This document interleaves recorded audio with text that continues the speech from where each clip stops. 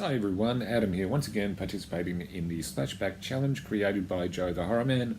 I'll leave a link to the original challenge video for those who want to know what it's about, where each week we get a theme to watch a slasher with that theme.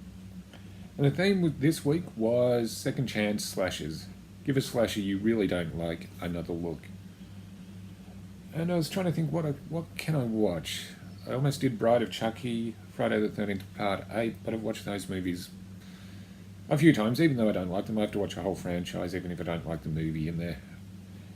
I think most horror fans do that. So I decided to go with the 1998 remake of Psycho. And this stars Vince Vaughn, William H. Macy, Viggo Mortensen, Julianne Moore, William H. Macy, and Anne Heche. And runs for 105 excruciating minutes. Of course, the original Psycho is sometimes called the original slasher. And you know what's original about the remake? Nothing. Absolutely nothing. It tells the story of Marion Crane, a criminal on the run after taking some money from her employer, $40,000 worth, in cash, because she wants to start a life with her boyfriend, Sam Loomis. Before you say they ripped that name off from Halloween, that was always the name in the original Psycho, so Halloween took the name Sam Loomis as a tribute to Psycho. Taking the money with her, she comes across Bates Motel, run by the quirky Norman Bates, played by Vince Vaughn. And Vince Vaughn does play the character slightly different to Anthony Perkins. I mean, he was never going to top him. He was never going to top Anthony Perkins, so he makes him more kind of a jittery, with this nervous laugh type guy. After having a chat to Norman, Marion realises his best friend is his mother. So after the chat, she decides to go back to her room and has a crisis of conscience, deciding she will give the money back. And before she has a shower, Norman Bates decides to spy on her through a peephole. And have you ever watched the original Psycho and thought, you know what's missing?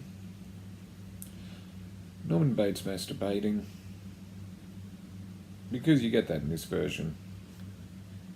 When he's watching Marion shower, yeah. And yeah, I don't know what to say about that. But before too long, Marion is murdered by Norman's mother. And I'm at the point, why am I explaining the plot to anyone? If you've seen the original Psycho, you've seen this one. But I'll keep going. Worrying about her sister, Lila, played by Julianne Moore, tracks down the boyfriend, Sam Loomis. When they both get worried about what's happened to Marion, and also on the case is a detective, Prendergast, who also wants to find out what happened to Marion, because he wants to know what happened to the money she took from her employer. Okay, after giving this a rewatch, I hadn't watched this in years. I've only seen it a few times, and now I understand why. I mean, I've pretty much explained most of the plot.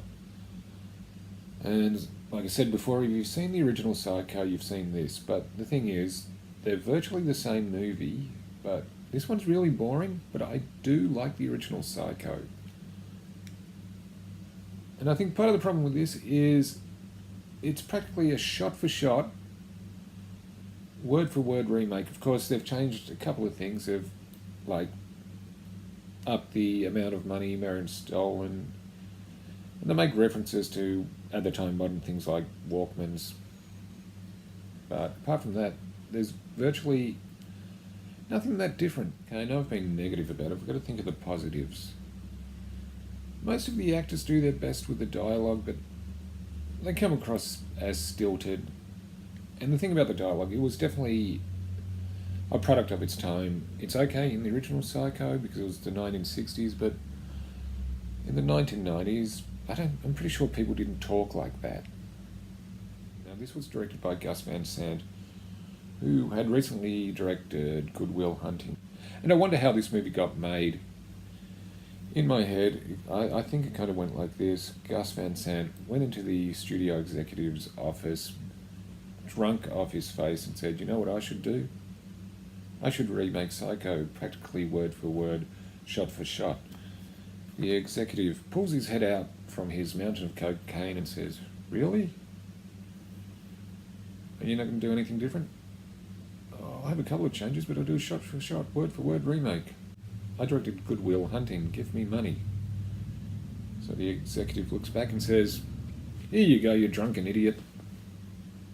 Okay, granted, I'm sure it didn't really happen like that, but it would explain why this movie got made. It is honestly one of the most pointless remakes ever.